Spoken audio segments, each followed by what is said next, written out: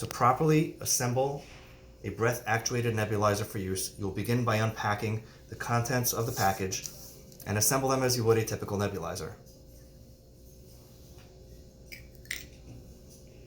Pour in the medication.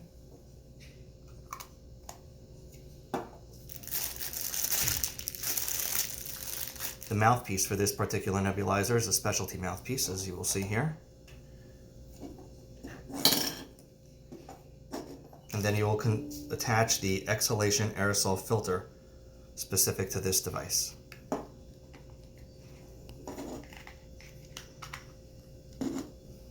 Now you're ready for use after connecting to your oxygen at 6 liters per minute, or at a rate that will deliver your medication at a rate of over 5 to 15 minutes.